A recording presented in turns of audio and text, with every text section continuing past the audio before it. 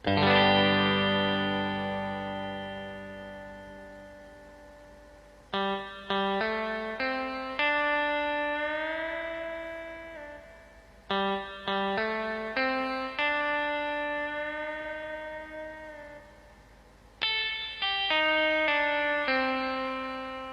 teman-teman, pertama-tama saya ucapkan Bismillahirrahmanirrahim. Baik, di sini kami akan memperlihatkan bagaimana program yang telah kami buat, yaitu membuat database apotik. Di sini kami menggunakan CMD dan juga web server, yaitu SAMPP. Sebelumnya kita buka aplikasi SAM, lalu kita pencet start. Untuk Apache juga kita tekan start untuk MySQL. Setelah keduanya running,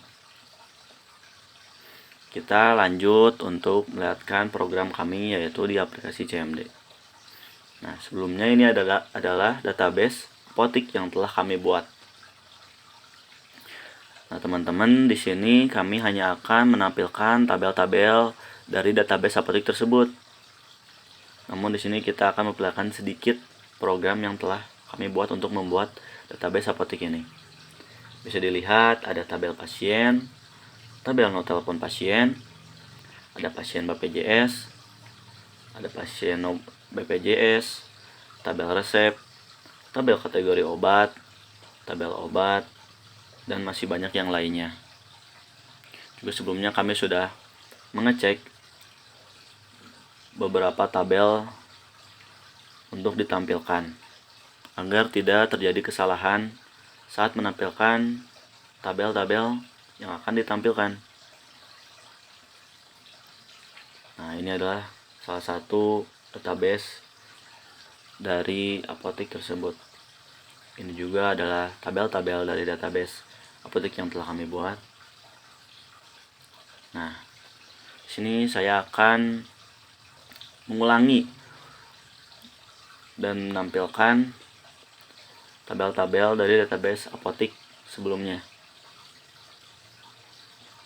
Mungkin pertama-tama di sini saya akan menampilkan tabel pasien.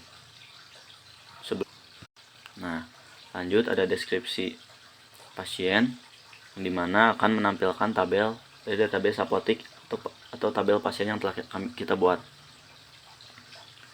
Satu enter.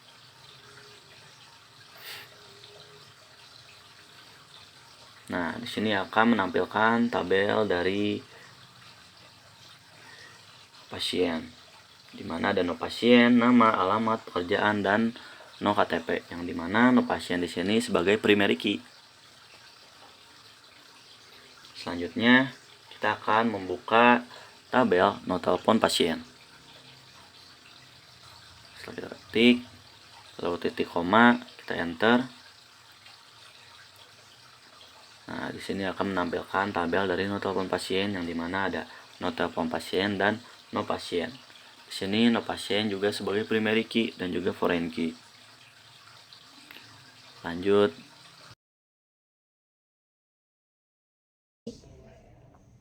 Oke, jadi kita ketikkan pasien BPJS untuk mengetahui tabelnya.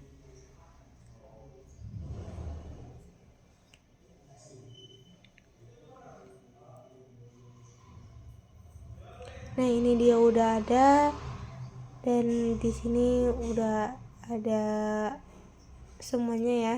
Lalu kita ketikkan lagi untuk mengetahui tabel pasien no BPJS.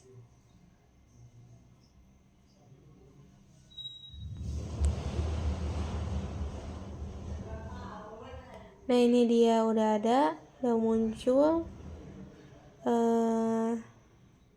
Lalu kita ketikkan lagi DSC untuk mengetahui resepnya ya, dengan mengetikkan resep. Nah, ini udah ada untuk primary key-nya ada nomor resep ya, dan nolnya nomor pasien. Lalu kita ketikkan lagi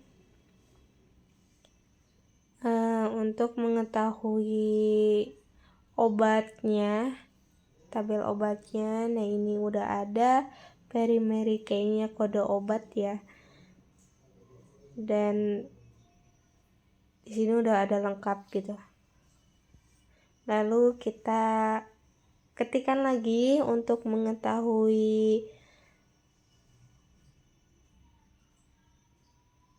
detail obatnya dengan mengetikkan DSC detail obat.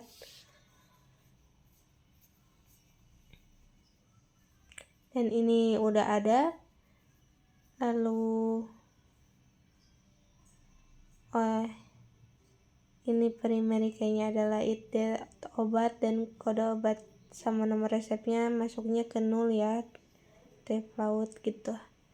Lalu kita cari tahu lagi tentang tabelnya, tabel pegawainya, dan pegawai masuknya ke Perimerikay. Oke, selanjutnya sama teman saya.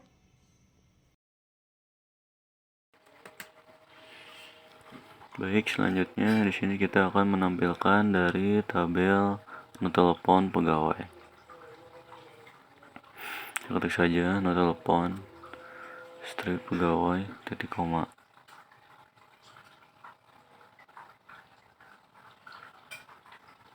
Nah, di sini ada tabel telepon pegawai yang dimana ada telepon pegawai dan ada ID pegawai sebagai primary key. Selanjutnya kita akan menampilkan tabel dari tabel pembayaran yang dimana ada ID bayar, bayar jumlah, tanggal bayar, sisa piutang, dan ID pegawai. Di sini ID bayar sebagai primary key dan ID pegawai sebagai foreign key. Selanjutnya kita akan menampilkan tabel retur di mana ada ID retur sebagai primary key dan tanggal retur.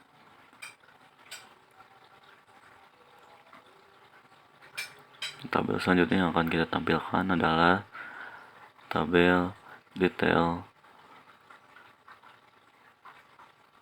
retur. Titik koma, lalu enter.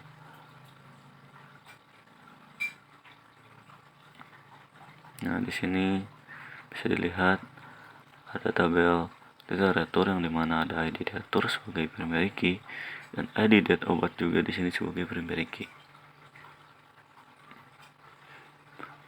Selanjutnya kita akan menampilkan tabel kategori obat.